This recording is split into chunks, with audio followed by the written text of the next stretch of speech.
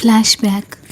ತಮ್ಮ ಸಂಬಂಧಿಕರ ಮದುವೆಗೆಂದು 2 ದಿನ ಮುಂಚಿತವಾಗಿ ಹೋಗುತ್ತಿದ್ದ ಸಂಪೂರ್ಣ ಅವರಿಗೆ ಮಗಳನ್ನು ಒಂಟಿಯಾಗಿ ಬಿಟ್ಟು ಹೋಗಲು ಮನಸ್ಸಿರಲಿಲ್ಲ. ಬಟ್ ಅಚ್ಚು ಅವರ ಜೊತೆ ಹೋಗಲು ತಗಾದೆ ತೆಗೆದು ಕುಳಿತಳು. ಅವಳನ್ನು ತಮ್ಮ ಜೊತೆ ಮದುವೆಗೆಂದು ಕರೆದುಕೊಂಡು ಹೋಗಿ ಅಲ್ಲೇ ವರ ಅನ್ವೇಷಣೆ ಶುರು ಮಾಡುವುದನ್ನು 3 ವರ್ಷದಿಂದ ನೋಡಿ ನೋಡಿ ರೋಸಿ ಹೋಗಿದ್ದರಿಂದ ಅವಳಿ ನಿರ್ಧಾರಕ್ಕೆ ಬಂದಿದ್ದಳು. ಅಚ್ಚು ಹೋಗಲಿ, ಅಭಿ ಬರೋವರೆಗೂ ಮೀನಾಕ್ಷಿ ಮನೆಗಾದರೂ ಹೋಗು ಎಂದು ಮನವಿ ಮಾಡಿದರು. ತಮ್ಮ ಮಗ ಅಭಿ ಕೆಲಸದ ಸಲುವಾಗಿ ಹೈದರಾಬಾದಿಗೆ ಹೋಗಿದ್ದರಿಂದ ಈ ಆತಂಕ ಅವರಿಗಿತ್ತು. ಮುಖ ಸಿಂಡರಿಸಿದ ಅಚ್ಚು, ಅಮ್ಮ ಪ್ಲೀಸ್, ನಾನೇನು ಸಣ್ಣ ಮಗು ಅಲ್ಲ, ಒಬ್ಬಳೇ ಇರೋದಕ್ಕೆ ಭಯ ಆಗುತ್ತೆ ಅನ್ನೋದಕ್ಕೆ. ನೀನು ನನ್ನ ಚಿಂತೆ ಬಿಟ್ಟು ನೆಮ್ಮದಿಯಾಗಿ ಮದುವೆಗೆ ಹೋಗಿ ಬಾ ಎಂದು ಗದರಿದಳು. ತಾನೇನು 2ನೇ ಕ್ಲಾಸಿನ ಮಗು ಅನ್ನುವಂತೆ ತನ್ನನ್ನು ಒಬ್ಬಳನ್ನೇ ಬಿಟ್ಟು ಹೋಗಲು ಇಷ್ಟೊಂದು ಯೋಚಿಸ್ತಿರುವ ತನ್ನ ಅಮ್ಮನನ್ನು ಕಂಡು ಅವಳಿಗೂ ಸಿಟ್ಟು ಬಂದು ಬಿಟ್ಟಿತ್ತಲ್ಲ. ಅಚ್ಚು ಬಂಗಾರಿ, ಅದು ಆಗಲ್ಲ ಪುಟ್ಟ. ವಯಸ್ಸಿಗೆ ಬಂದಿರುವ ಮಗಳನ್ನು ಒಂಟಿಯಾಗಿ ಬಿಟ್ಟು ಹೋಗೋದಕ್ಕೆ ನಮಗೆ ಹೆದರಿಕೆ ಆಗುತ್ತೆ ಎಂದು ಬೇಸರದಲ್ಲಿ ಹೇಳಿದಾಗ ಅಸಹನೆಯಿಂದ ಮುಖ ತಿರುಗಿಸಿದಳು ಅಚ್ಚು. ಅದಕ್ಕೆ ನಾನು ಮೀನಾಕ್ಷಿ ಆಂಟಿ ಮನೆಗೆ ಹೋಗಬೇಕಾ? ಅವರ ಮನೆಯಲ್ಲೂ ಸಹ ವಯಸ್ಸಿಗೆ ಬಂದಿರುವ ಹುಡುಗ ಇದ್ದಾನೆ ಅನ್ನೋದು ಮರೆತು ಹೋಗಿದೆಯಾ ಎಂದು ಮರುಪ್ರಶ್ನೆ ಮಾಡಿದಾಗ ತಲೆ ಚಚ್ಚಿಕೊಂಡರು ಸಂಪೂರ್ಣ ಅವರು. ತುಂಬ ಹಠಮಾರಿ ಆಗ್ತಿದ್ಯಾ ಅಚ್ಚು, ನೀನು ಇದೇ ರೀತಿ ಹಠ ಮಾಡ್ತಿದ್ರೆ ನಾನು ಮದುವೆಗೆ ಹೋಗೋದಿಲ್ಲ, ನಿಮ್ಮ ಅಪ್ಪ ಒಬ್ಬರನ್ನೇ ಕಳಿಸ್ತೀನಿ ಎಂದರು ಗಂಭೀರವಾಗಿ. ಮೊನ್ನೆ ಇದೇ ರೀತಿ ತಮ್ಮ ಮಗಳನ್ನು ಒಂಟಿಯಾಗಿ ಬಿಟ್ಟು ಸಂಬಂಧಿಕರ ಮದುವೆಗೆಂದು ಆ ಹುಡುಗಿಯ ತಂದೆ ತಾಯಿ ಹೋಗಿದ್ದಾಗ ರಾಬರಿ ಮಾಡಲೆಂದು ಬಂದ ನೀಚರು ಆ ಹುಡುಗಿ ಅಕ್ಕಪಕ್ಕದವರನ್ನು ತನ್ನ ಸಹಾಯಕ್ಕಾಗಿ ಕೂಗಿಕೊಂಡಳು ಅನ್ನುವ ಸಿಟ್ಟಿನಲ್ಲಿ ಅವಳ ತಲೆಯನ್ನು ಗೋಡೆಗೆ ಜಜ್ಜಿ ಅವಳನ್ನು ಕೊಲೆ ಮಾಡುವ ಪ್ರಯತ್ನ ಮಾಡಿದ ಘಟನೆ ಪಕ್ಕದ ಏರಿಯಾದಲ್ಲಿ ನಡೆದಿದ್ದರಿಂದ ಮಗಳನ್ನು ಒಬ್ಬಂಟಿಯಾಗಿ ಬಿಟ್ಟು ಹೋಗಲು ಹೆದರುತ್ತಿದ್ದರು ಸಂಪೂರ್ಣ. ತನ್ನಮ್ಮನ ಬ್ಲ್ಯಾಕ್ ಮೇಲ್ಗೆ ಒಪ್ಪಿದ ಅಚ್ಚು, ಮೀನಾಕ್ಷಿ ಆಂಟಿ ಮನೆಗೆ ಹೋಗ್ತೀನಿ, ನೀನು ನೆಮ್ಮದಿಯಾಗಿ ಮದುವೆ ಮುಗಿಸಿಕೊಂಡು ಬಾ ಎಂದು ಸಿಡುಕಿ, ಈಗಲೇ ಹೋಗಬೇಕಾ ಅಥವಾ ನೀವು ಹೋದ್ಮೇಲೆ ಹೋದರೆ ಆಯ್ತಾ ಎಂದು ರೇಗಿದಾಗ, ಹೊರಟು ಹುಡುಗಿ ಕಣೆ ನೀನು, ಅದನ್ನೇ ಸಮಾಧಾನವಾಗಿ ಹೇಳುವುದಕ್ಕೆ ಬರುವುದಿಲ್ವಾ ಎಂದು ಗೊಣಗಿ ಅಲ್ಲಿಂದ ಮೀನಾಕ್ಷಿಯವರ ಮನೆಗೆ ಹೋದರು. ತಮ್ಮ ಮಗ ಬರುವವರೆಗೂ ಅಚ್ಚು ಹಿತವನ್ನು ಹುಷಾರಾಗಿ ನೋಡಿಕೊಳ್ಳುವಂತೆ ಹೇಳಿ ಬರಲು ಸಂಜೆ 5 ಗಂಟೆಗೆ ತನ್ನ ಅಪ್ಪ ಅಮ್ಮನನ್ನು ಕಳಿಸಿಕೊಟ್ಟು ಮೀನಾಕ್ಷಿಯವರ ಮನೆಗೆ ಬಂದ ಅಚ್ಚುಗೆ ಸಾತ್ವಿಕ್ ಅಲ್ಲಿ ಇಲ್ಲದೆ ತನ್ನ ಫ್ಲ್ಯಾಟ್ನಲ್ಲಿ ಇದ್ದಾನೆ ಎನ್ನುವುದೇ ಒಂದು ಸಮಾಧಾನ.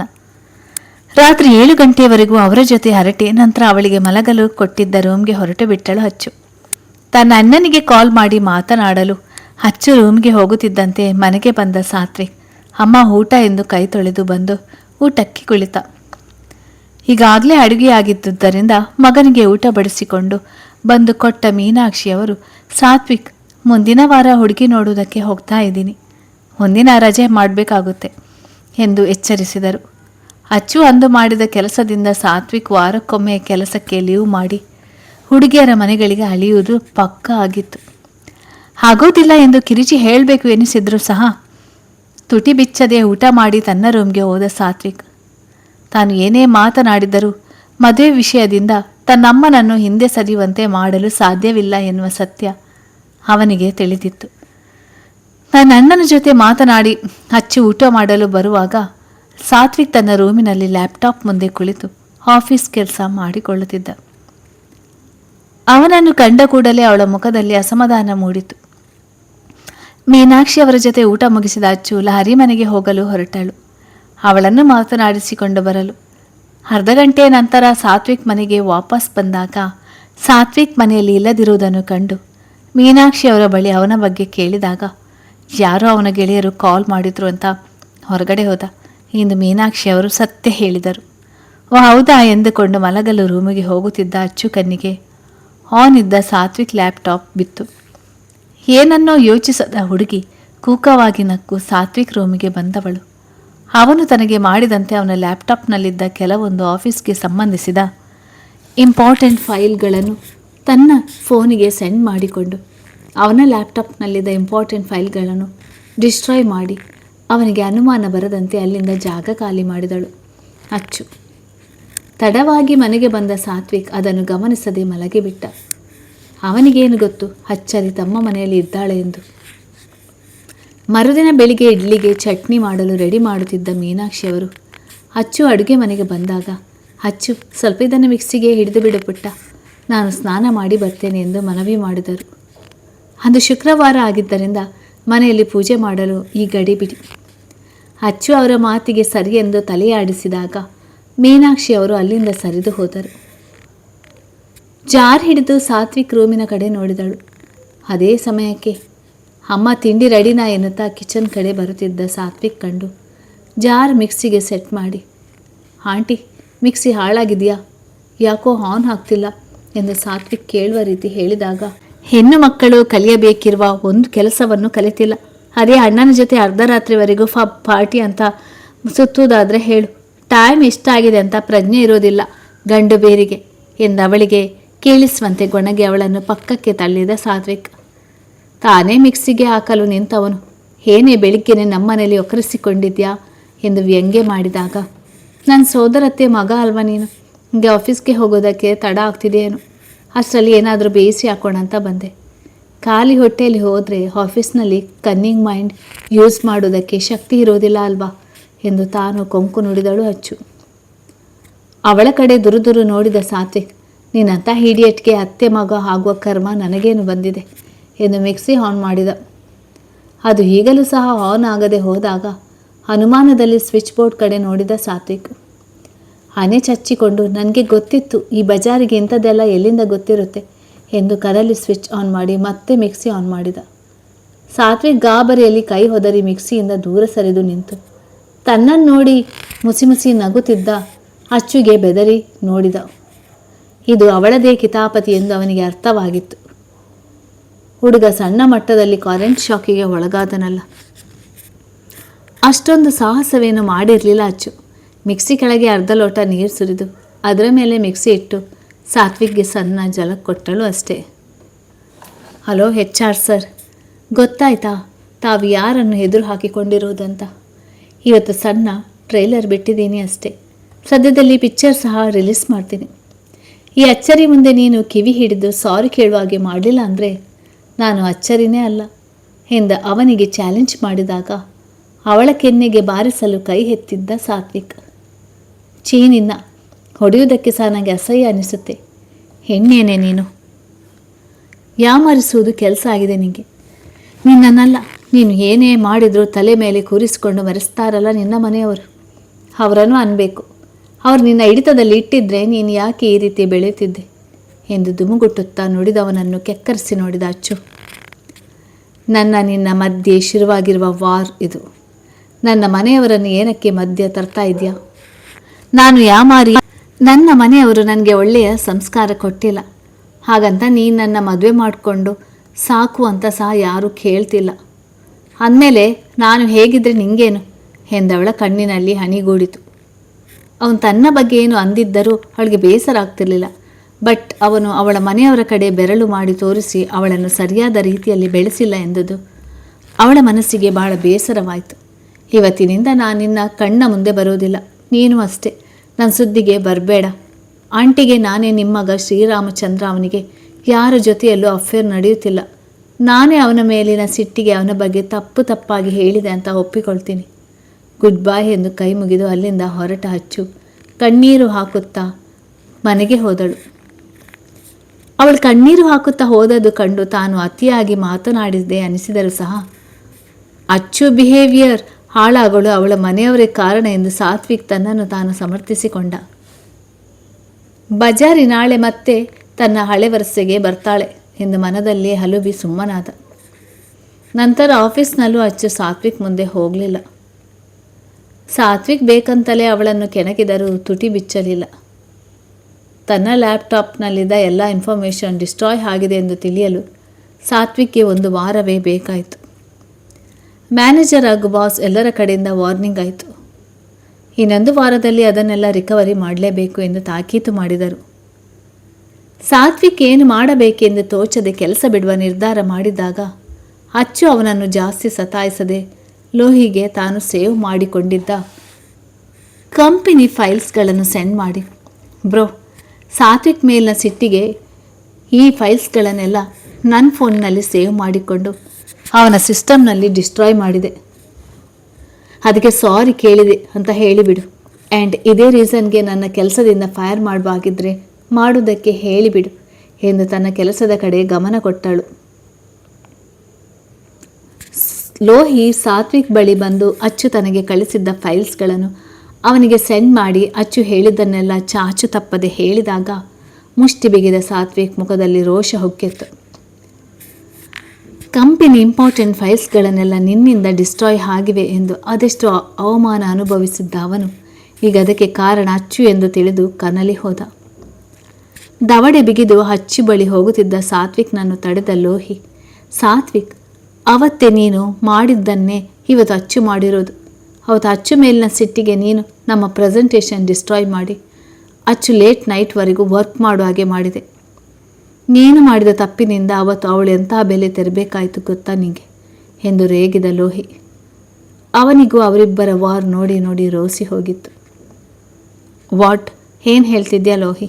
ಅಚ್ಚರಿ ಅವತ್ತು ನನ್ನಿಂದ ಏನಾದರೂ ಪ್ರಾಬ್ಲಮ್ನಲ್ಲಿ ಸಿಕ್ಕಿ ಬಿದ್ದಿದ್ದಾಳ ಎಂದು ಹುಬ್ಬು ಬೆಸೆದು ಅನುಮಾನದಲ್ಲಿ ಕೇಳಿದಾಗ ನಿಟ್ಟುಸಿರೊಂದು ಹೊರ ಹಾಕಿದ ಲೋಹಿ. ಅದು ಅಚ್ಚು ಸಿಕ್ಕಿ ಹಾಕಿಕೊಂಡ ಅಪಾಯದ ಬಗ್ಗೆ ಹೇಳಿ. ನೋಡು ಸಾತ್ವಿಕ್, ಇನ್ಮೇಲೆ ನೀನು ಅಚ್ಚು ವಿಷಯಕ್ಕೆ ತಲೆ ಹಾಕುವ ಹಾಗಿಲ್ಲ. ಅವಳು ಆಲ್ರೆಡಿ ತನ್ನ ತಪ್ಪಿನ ಅರ್ಥ ಮಾಡಿಕೊಂಡು ನಿನ್ನಿಂದ ದೂರ ಇದ್ದಾಳೆ. ಅದಲ್ಲದೆ ನಿಂಗೆ ಕೊಟ್ಟಿದ್ದ ಡೆಡ್ಲೈನ್ ಮುಗಿಯುವ ಮುಂಚೆಯೇ ಅಚ್ಚು ತನ್ನ ತಪ್ಪು ಒಪ್ಪಿಕೊಂಡು ಕಂಪನಿ ಫೈಲ್ಸ್ ಎಲ್ಲ ನಿಮಗೆ ವಾಪಸ್ ಕೊಟ್ಟಿದ್ದಾಳೆ. ಆದರೆ ನೀನು ಅವತ್ತು ಬೇಕಂತಲೇ ತಾವು ರೆಡಿ ಮಾಡಿದ್ದ ಪ್ರೆಸೆಂಟೇಷನ್ ಡಿಸ್ಟ್ರಾಯ್ ಮಾಡಿ ಅವಳಿಗೆ ಪ್ರಾಬ್ಲಮ್ ಮಾಡಿದೆ. ಬಟ್ ಅಚ್ಚು ನಿನ್ನ ವಿಷಯದಲ್ಲಿ ಈ ರೀತಿ ಮಾಡಿಲ್ಲ. ಇದನ್ನು ನೋಡಿ ಆದರೂ ಅರ್ಥ ಮಾಡಿಕೊ, ಅವಳು ಸುಮ್ಮನೆ ಯಾರ ಸುದ್ದಿಗೂ ಹೋಗೋದಿಲ್ಲ ಅಂತ. ನೀನು ಹೇಟ್ ಮಾಡುವಂಥ ಹುಡುಗಿ ಅವಳು ಅಲ್ವೇ ಅಲ್ಲ ಎಂದು ಹೊರಟಾಗಿ ಎಚ್ಚರಿಸಿ ಅಲ್ಲಿಂದ ಹೊರಟು ಹೋದ ಲೋಹಿ. ಸಾತ್ವಿಕ್ ಗಟ್ಟಿಯಾಗಿ ಹಣೆ ಹೊತ್ತುಕೊಂಡು 2 ನಿಮಿಷ ಲೋಹಿ ಹೇಳಿದ ವಿಚಾರ ಯೋಚಿಸಿದಾಗ ತಾನೇ ಅಚ್ಚು ವಿಷಯದಲ್ಲಿ ರೂಢಾಗಿ ಬಿಹೇವ್ ಮಾಡಿತ್ತು ಎಂದು ಅವನಿಗೆ ಅರಿವಾಯಿತು. ಅವಳ ಬಳಿ ಆದಷ್ಟು ಬೇಗ ಕ್ಷಮೆ ಕೇಳಬೇಕು ಎಂದುಕೊಂಡ. ಅದಲ್ಲದೆ ತನ್ನ ಹುಡುಗಾಟದಿಂದ ಅದು ಅಚ್ಚು ಸಿಕ್ಕಿಬಿದ್ದ ಅಪಾಯವನ್ನೆನೆದು ಅವನ ಎದೆ ಜಲ್ ಎಂದಿತು. ನಿನ್ನ ಕೆಲಸಕ್ಕೆ ಬಾರದ ಇಗೋಯಿಂದ ಅಚ್ಚು ಬದುಕೆ ಹಾಳಾಗುವುದರಲ್ಲಿತ್ತು ಎಂದು ಮನಸ್ಸು ಚೀರಿ ಹೇಳಿತು. ದಿನಗಳು ಹೆಗ್ಗಿಲ್ಲದೆ ಸಾಗಿಬಿಟ್ಟವು. ಒಂದು ಆಫೀಸ್ನಲ್ಲಿ ಎಥ್ನಿಕ್ ಡೇ ಒಕೇಶನ್ ಇದ್ದುದರಿಂದ ಪ್ರತಿಯೊಬ್ಬ ಸ್ಟಾಫ್ ತಮಗಿಷ್ಟವಾದ ಉಡುಗೆ ತೊಟ್ಟು ಬಂದಿದ್ದರು. ಕೈಯಲ್ಲಿ ಫೈಲ್ ಹಿಡಿದು ಅವಸರದಲ್ಲಿ ಲೋಹಿಯನ್ನು ಹುಡುಕಿ ಬಂದ ಸಾತ್ವಿಕ್ ರೆಪ್ಪೆ ಬಡಿಯುವುದನ್ನೇ ಮರೆತವನಾಗಿ ನಿಂತುಬಿಟ್ಟ. ತನ್ನ ಮುಂದಿದ್ದ ಹುಡುಗಿಯನ್ನ ಸ್ನಿಗ್ಧ ಸೌಂದರ್ಯ ಕಂಡು ಮುದ್ದು ಮುಗ, ಹರಡು ಕಣ್ಣುಗಳು, ಕೃತಕ ರಂಗಿನಿಂದ ಮಿಂದೆದ್ದಿದ್ದ ತುಟಿಗಳು, ಅವಳ ಕೆನ್ನೆಗೆ ಮುತ್ತಿಡುತ್ತಿದ್ದ ಜುಮ್ಕಿ, ಬಿಡುವಿಲ್ಲದ ಮಾತಿನ ನಡುವೆ ಪಟಪಟನೆ ಬಡಿಯುತ್ತಿದ್ದ ನೀಲ ರೆಪ್ಪೆಗಳ ಹೊಡತಿಯನ್ನು ಕಂಡು ಹುಡುಗ ಉಸಿರಾಡುವುದನ್ನೇ ಮರೆತಂತೆ ನಿಂತುಬಿಟ್ಟ. ಅಷ್ಟು ಮುದ್ದಾಗಿ ಕಾಣುತ್ತಿದ್ದಳು ಅಚ್ಚು. ಹುಟ್ಟಿದ್ದ ಕೆಂಪು ಸೀರೆಯಲ್ಲಿ ಅದ್ಯಾಕೋ ಇದ್ದಕ್ಕಿದ್ದಂತೆ ಸಾತ್ವಿಕ್ ಹೃದಯ ಬಡಿತ ಜೋರಾಗಿ ಒಡೆದುಕೊಳ್ಳಲು ಶುರುವಾಯಿತು. ಅವಳಿಂದ ದೃಷ್ಟಿ ತೆಗೆಯಲು ಒದ್ದಾಡುವಂತೆ ಆಯಿತು. ತನ್ನ ಗೆಳತಿ ಜೊತೆ ಯಾವುದೋ ಡೀಪ್ ಡಿಸ್ಕಷನ್ನಲ್ಲಿದ್ದ ಅಚ್ಚುಗೆ ಸಾತ್ವಿಕ್ ಅಲ್ಲಿಗೆ ಬಂದಿದ್ದಾನೆ ಎನ್ನುವ ಅರಿವಾಗಲೇ ಇಲ್ಲ. 2 ನಿಮಿಷ ತನ್ನ ಗೆಳೆಯ ಅಲ್ಲಿಗೆ ಬಂದು ವಿಷಯ ಏನೆಂದು ಬಾಯಿ ಬಿಡುವನೇನು ಎಂದು ವೇಟ್ ಮಾಡಿದ ಲೋಹಿ ಕಡೆಗೆ ತಾನೇ ಹೊರಟಾಗಿ ಅವನ ಭುಜ ಹಲುಗಡಿಸಿ ವಾಟ್ ಎಂದು ಅವನನ್ನು ಗುರಾಯಿಸಿದ. ಬಿಟ್ಟ ಕಣ್ಣ ಬಿಟ್ಟಂತೆ ಅಚ್ಚು ನೋಡುತ್ತಿದ್ದ ಸಾತ್ವಿಕ್ನ ಗುರಾಯಿಸಿದ ಲೋಹಿ. ಯಾಕೋ ಅವನ ಇಂದಿನ ನೋಟ ಬೇರೆ ಯಾವುದೋ ಅರ್ಥ ಕೊಡುತ್ತಿದ್ದುದರಿಂದ ಲೋಹಿಗೆ ಅನುಮಾನ ಶುರುವಾಗಿತ್ತು. ಇಹಕ್ಕೆ ಬಂದವನು ತನ್ನ ಗೆಳೆಯನ ತೀಕ್ಷ್ಣ ನೋಟ ಎದುರಿಸಲಾಗದೆ ನೋಟ ತಪ್ಪಿಸಿದ ಸಾತ್ವಿಕ್. ಲೋಹಿ, ಇದರಲ್ಲಿರುವ ಮ್ಯಾಟರ್ ಒಂದು ಕಾಪಿ ಮಾಡಿ ನನಗೆ ಸೆಂಡ್ ಮಾಡಬೇಕಾಗಿತ್ತು ಕಣು. ಎಂಥವನ ವಾರೆ ನೋಟ ಅಚ್ಚು ಮೇಲಿರುವುದು ಗಮನಿಸಿದ ಲೋಹಿ. ಸಮಥಿಂಗ್ ಈಸ್ ರಾಂಗ್, ಇಲ್ಲಿ ಏನೋ ವಿಷಯ ಇದೆ ಎಂದು ತನ್ನೊಳಗೆ ನುಡಿದು ಜೋರಾಗಿ ಕೆಮ್ಮಿ ಗಂಟಲು ಸರಿ ಮಾಡಿಕೊಂಡ ಲೋಹಿ. ಓಕೆ HR ಸರ್, ನೀವು ಹೇಳಿದ ಕೆಲಸ ಇನ್ನು 1 ಅವರ್ನಲ್ಲಿ ಕಂಪ್ಲೀಟ್ ಆಗುತ್ತೆ. ಸೊ ಈಗ ತಾವು ಇಲ್ಲಿಂದ ಹೊರಡಿ ಎಂದು ಒತ್ತಿ ಹೇಳಿದ. ಅವನು ತನ್ನನ್ನು ತಿನ್ನುವಂತೆ ನೋಡುತ್ತಿರುವುದನ್ನು ಅಚ್ಚು ಏನಾದರೂ ಗಮನಿಸಿದರೆ ಇಬ್ಬರ ನಡುವೆ ಕ್ಲಾಶ್ ಆಗುವುದರಲ್ಲಿ ಅನುಮಾನವೇ ಬೇಡವೆಂದು ಲೋಹಿಯ ಹೀಗೆ ಮಾಡಿದ್ದ. ಅವನ ಮಾತಿಗೆ ಗಟ್ಟಿಯಾಗಿ ಹನೆ ತಿಕ್ಕಿಕೊಂಡ ಸಾತ್ವಿಕ್ ಮತ್ತೊಮ್ಮೆ ಅಚ್ಚು ಕಡೆ ನೋಡಿ, ಏನಾಗ್ತಿದೆ ನನಗೆ? ಇವತ್ತು ಈ ಬಜಾರಿಯನ್ನು ನೋಡಿ, ಆಲ್ಮೋಸ್ಟ್ ನಮ್ಮ ಕಂಪನಿಯಲ್ಲಿ ವರ್ಕ್ ಮಾಡ್ತಿರುವವರೆಲ್ಲ ಸಾರಿ ವೇರ್ ಮಾಡಿನೇ ಬಂದಿದ್ದಾರೆ. ಅವರ ಕಥೆಯೆಲ್ಲ ಬಿಡೋಣ. ಲಾರಿ ಸಹ ಬಜಾರಿ ಥರನೇ ಸ್ಯಾರಿ ಉಟ್ಟು ಬಂದಿದ್ದಾಳೆ. ಬಟ್ ನನ್ನ ಕಣ್ಣಿಗೆ ಯಾಕೆ ಇವಳು ಮಾತ್ರ ಡಿಫ್ರೆಂಟಾಗಿ ಕಾಣ್ತಿದ್ದಾಳೆ ಎಂದು ಗೊಣಗಿಕೊಳ್ಳುತ್ತಾ ತನ್ನ ಕ್ಯಾಬಿನ್ಗೆ ಬಂದು ಕುಳಿತ ಸಾತ್ವಿಕ್ಗೆ ಪದೇ ಪದೇ ಅವಳ ಕೆನ್ನೆಗೆ ಮುತ್ತಿಡುತ್ತಿದ್ದ ಜುಮ್ಕಿಗಳೇ ಕಣ್ಣ ಮುಂದೆ ಬರುತ್ತಿದ್ದವು. ಅದ್ಯಾಕೆ ಇಂದು ಈ ಬಜಾರಿ ವಿಷಯಕ್ಕೆ ಇಷ್ಟೊಂದು ಡಿಸ್ಟರ್ಬ್ ಆಗಿದ್ದೀನಿ ನಾನು ಎಂದು ಯೋಚಿಸಿದ ಹುಡುಗನ ತಲೆ ಸಂಪೂರ್ಣವಾಗಿ ಹಾಳಾಯಿತು. ಬೇಡದೆ ತಂದುಕೊಂಡ ತಲೆನೋವನ್ನು ಸಹಿಸಲಾಗದೆ ಎದ್ದು ಒಂದು ಲೋಟ ಕಾಫಿ ಕುಡಿಯಲು ಕ್ಯಾಫ್ಟೇರಿಯಾ ಕಡೆ ಹೋಗಿದ್ದ. ಲೋಹಿ ಹಾಗೂ ಪ್ರಥಮ್, ಅಚ್ಚು 3 ಜನ ಒಂದು ಕಡೆ ಕುಳಿತು ಜ್ಯೂಸ್ ಕುಡಿಯುತ್ತಿದ್ದುದನ್ನು ಕಂಡು ತನ್ನ ರುಚಿಗೆ ತಕ್ಕಂತೆ ಕಾಫಿ ಮಾಡಿಕೊಂಡು ಅವರ ಬಳಿ ಬಂದ ಸಾತ್ವಿಕ್ ಕಂಡರು ಇಗ್ನೋರ್ ಮಾಡಿದಳು ಅಚ್ಚು. ಬಟ್ ತಮ್ಮ HR ಸರ್ ಬಂದಿದ್ದು ಕಂಡು ಪ್ರಥಮ ಅಲ್ಲಿಂದ ಜಾಗ ಖಾಲಿ ಮಾಡುವಾಗ ಅವನ ಕೈ ಹಿಡಿದು, ಹೇ ಪ್ರತು, ನಾವು 3 ಜನ ಗ್ರೂಪ್ನಲ್ಲಿ ಸೆಲ್ಫಿ ತೆಗೆದುಕೊಳ್ಳೋಣ ಅಂತ ಹೇಳಿದೆ ಅಲ್ವಾ, ಬಾ ತೆಗೆದುಕೊಳ್ಳೋಣ ಎಂದು ಪ್ರತು ಲೋಹಿ ಕಡೆ ನೋಡಿದ. ಎಸ್ ಪ್ರತು, ಮತ್ತೆ ಇಂಥ ಒಕೇಶನ್ ಯಾವಾಗ ಬರುತ್ತೋ ಏನೋ, ಬಾ ತೆಗಳೋಣ ಎಂದು ತನ್ನ ಮುಂದಿದ್ದ ಸಾತ್ವಿಕ್ ಕಡೆ ನೋಡಿದ ಲೋಹಿ. ಒಂದು ಕೈಯಲ್ಲಿ ಫೋನ್, ಮತ್ತೊಂದು ಕೈಯಲ್ಲಿ ಕಾಫಿ ಕಪ್ ಇದ್ದರೂ ಸಹ ಅವನ ಗಮನವೆಲ್ಲ ತಮ್ಮ ಕಡೆ ಇದೆ ಎಂದು ತಿಳಿದು ಬೆಳಿಗ್ಗೆಯಿಂದ ವಿಚಿತ್ರವಾಗಿ ಬಿಹೇವ್ ಮಾಡುತ್ತಿದ್ದ ತನ್ನ ಗೆಳೆಯನನ್ನು ಕಂಡು ಲೋಹಿ ತಲೆಯಲ್ಲಿ ಮೂಡಿದ ಅನುಮಾನ ಬಗೆಹರಿಸಿಕೊಳ್ಳಲು ಇದೇ ಒಂದು ಒಳ್ಳೆಯ ಅವಕಾಶ ಎನ್ನುವಂತೆ ತನ್ನ ಫೋನ್ನಲ್ಲಿ ಕ್ಯಾಮರಾ ಆನ್ ಮಾಡಿದ ಲೋಹಿ. ಅಚ್ಚು, ಪತ್ರು ಇನ್ನು ಸ್ವಲ್ಪ ಹತ್ತಿರ ಬನ್ನಿ ಆ್ಯಂಡ್ ಸ್ಮೈಲ್ ಮಾಡಿ ಎಂದಾಗ ಪತ್ರು ಪಕ್ಕದಲ್ಲಿ ಕುಳಿತಿದ್ದ ಅಚ್ಚು ಅವನ ಭುಜದ ಮೇಲೆ ಕೈ ಹಾಕಿ ಡಿಸೈನ್ ಆಗಿ ಸೆಲ್ಫಿಗೆ ಪೋಸ್ ಕೊಟ್ಟಳು. ತನ್ನ ಗೆಳೆಯನ ಮುಖ ಕಾರಣವಿಲ್ಲದೆ ಕೆಂಪಾಗುತ್ತಿರುವುದು ಕಂಡು ಲೋಹಿಗಾದ ಅಚ್ಚರಿ ಅಷ್ಟಿಷ್ಟಲ್ಲ. ಅದ್ಯಾಕೆ ಇವನ ಅಚ್ಚು ವಿಷಯಕ್ಕೆ ಪಾಸಿಟಿವ್ ಫೀಲ್ ಆಗ್ತಿದ್ದಾನೆ ಎಂದು ತಿಳಿಯದೆ ಅವನ ಮುಖ ಕೆಂಪಾಗಿ ಊದಿಕೊಳ್ಳುತ್ತಿರುವುದು ಕಂಡು ಅವನಿಗೆ ಇನ್ನಷ್ಟು ಉರಿಸಬೇಕೆಂದೇ ಅಚ್ಚು, ನಿಮ್ಮಿಬ್ಬರ ಡ್ರೆಸ್ ಕಾಂಬಿನೇಷನ್ ಸೂಪರ್ ಆಗಿದೆ ಆ್ಯಂಡ್ ಫೇರ್ ಸಹ ಎಂದಾಗ ಮನದಲ್ಲೇ ಉಬ್ಬಿ ಹೋದ ಪ್ರತು ಅಚ್ಚು ಕಡೆ ನೋಡುತ್ತಾ, ಅಚ್ಚು ಪ್ಲೀಸ್ ಒಂದೆರಡು ನಮ್ಮಿಬ್ಬರೊಟ್ಟಿಗಿರೋ ಫೋಟೋಗಳನ್ನು ತೆಗೆದುಕೊಳ್ಳೋಣ ಎಂದು ಕಣ್ಣು ಕಿರಿದಾಗಿಸಿ ಹೇಳಿದಾಗ, ಅಫ್ಕೋರ್ಸ್ ಪ್ರತು, ನಮ್ಮಿಬ್ಬರ ಡ್ರೆಸ್ ಮ್ಯಾಚ್ ಆಗುತ್ತಿರುವುದರಿಂದ ನಮ್ಮಿಬ್ಬರ ಫೇರ್ ಬ್ಯೂಟಿಫುಲ್ ಆಗಿ ಕಾಣ್ತದೆ ಆ್ಯಂಡ್ ನೀನು ಸಹ ಕುರ್ತಾ ಪೈಜಾಮ್ನಲ್ಲಿ ಸೋ ಎಲಿಗೆಂಟ್ ಆ್ಯಂಡ್ ಹ್ಯಾಂಡ್ಸಮ್ ಆಗಿ ಕಾಣ್ತಿದ್ಯಾ. ಇವತ್ತಿನ ಫಂಕ್ಷನ್ ಫೋಟೋಸ್ ನಾನು ಗ್ರೂಪ್ನಲ್ಲಿ ಹಾಕೋದಕ್ಕೆ ಒಳ್ಳೆಯದಾಯಿತು ಎಂದು ಖುಷಿಯಿಂದಲೇ ಹೇಳಿ ಅಲ್ಲೇ ತುಸು ದೂರದಲ್ಲಿ ಗ್ಲಾಸ್ ವಾಲ್ ಬಳಿ ಇರಿಸಿದ್ದ ಬೈಬಲ್ ಫ್ಲವರ್ ಪಾಟ್ಗಳ ಮುಂದೆ ಬಂದು ನಿಂತಾಗ ಪ್ರತು ಹೋಗದೇ ಇರಲು ಹೇಗೆ ಸಾಧ್ಯ. ಸಾತ್ವಿಕ್ ಏನನ್ನುವನೋ ಎಂಬ ಭಯವಿದ್ದರೂ ಸಹ ಬಂದು ಅಚ್ಚು ಜೊತೆ ಕ್ಯಾಮರ್ಗೆ ಫೋಸ್ ಕೊಟ್ಟಿದ್ದ. ಅವರಿಬ್ಬರು ಸಹ ಎಲ್ಲೋ ತಮ್ಮ ಮಿತಿ ಮೀರದೆ ಹೋದರೂ ಸಹ ಸಾತ್ವಿಕ್ಗೆ ಅದ್ಯಾಕೋ ಮೈಯೆಲ್ಲ ಹುರಿದು ಹೋಯಿತು. ಕೈಯಲ್ಲಿದ್ದ ಕಾಫಿ ಕಪ್ ಹೊರಟಾಗಿ ಕುಕ್ಕಿ ಅಲ್ಲಿಂದ ಸರಿದು ಹೋದ. ಆಗಿನಿಂದ ತನ್ನ ಗೆಳೆಯನನ್ನು ಗಮನಿಸ್ತಿದ್ದ ಲೋಹಿ ಅವನಿಗೆ ಬೇಕಾದ ಉತ್ತರ ಸಿಕ್ಕಾಗ ಈ ರೀತಿ ಸಹ ಆಗಲು ಸಾಧ್ಯವೇ ಎಂದು ಎಚ್ಚರಿಯಿಂದ ಉಬ್ಬೇರಿಸಿದ. ನಂತರ ಮಧ್ಯಾಹ್ನದ ಹೊತ್ತಿಗೆ ಪ್ರೋಗ್ರಾಮ್ ಶುರುವಾಯಿತು. ಹಾಡು, ಹರಟೆ, ಡ್ಯಾನ್ಸ್, ಟ್ರೂ ಆ್ಯಂಡ್ ಲೈವ್ ಗೇಮ್ಸ್ಗಳು ಭರ್ಜರಿಯಾಗಿ ನಡೆದವು. ಅಚ್ಚು ತನ್ನ ಕಲೀಗ್ಸ್ ಜೊತೆ ಎಂಜಾಯ್ ಮಾಡುತ್ತಿದ್ದರೆ ಸಾತ್ವಿಕ್ ಯಾವುದರಲ್ಲೂ ಆಸಕ್ತಿ ತೋರದೆ ಕುಳಿತು ಬಿಟ್ಟ. ಆಗಲೇ ಚೀಟಿ ತೆಗೆಯುವ ಆಟದಲ್ಲಿ ಅಚ್ಚು ತಮ್ಮ HR ಜೊತೆ ಡ್ಯಾನ್ಸ್ ಮಾಡುವ ಟಾಸ್ಕ್ ಬಂದಾಗ ತನ್ನ ಕಾಲಿಗೆ ಪೆಟ್ಟಾಗಿದೆ ಎಂದು ನುಣುಚಿಕೊಂಡದ್ದು ಕಂಡು ಸಾತ್ವಿಕ್ಗೆ ಬೇಸರವಾಯಿತು. ಸಂಜೆವರೆಗೂ ಎಲ್ಲರೂ ಮಸ್ತ್ ಮಜಾ ಮಾಡಿ ಮನೆಗೆ ಹಿಂತಿರುಗುವಾಗ ಅಭಿ, ಅಚ್ಚು ಹಾಗೂ ಲಹರಿಯನ್ನು ಪಿಕ್ ಮಾಡಲು ಬಂದಿದ್ದ. ಬೆಳಿಗ್ಗೆ ಅವರಿಬ್ಬರನ್ನು ಕಳಿಸದೆ ತಾನೇ ಅವರನ್ನು ಆಫೀಸ್ಗೆ ಡ್ರಾಪ್ ಮಾಡಿ ಹೋಗಿದ್ದರಿಂದ ಸಂಜೆ ಬಂದಿದ್ದ ಅಭಿ ಜೊತೆ ಒಬ್ಬಳೇ ಹೋಗುವ ಪ್ಲ್ಯಾನ್ನಲ್ಲಿದ್ದ ಲಹರಿ. ಸಾತ್ವಿಕ್ ಸರ್, ಅಚ್ಚು ಮನೆಗೆ ಡ್ರಾಪ್ ಮಾಡ್ತೀರಾ ಪ್ಲೀಸ್ ಎಂದಳು ಲಹರಿ. ಮನೆಗೆ ಹೋಗಲು ತನ್ನ ಬೈಕ್ ಏರಿ ರೆಡಿಯಾಗಿದ್ದ ಸಾತ್ವಿಕ್ ಕಂಡು ಹೀಗೆ ಕೇಳಿದಳು.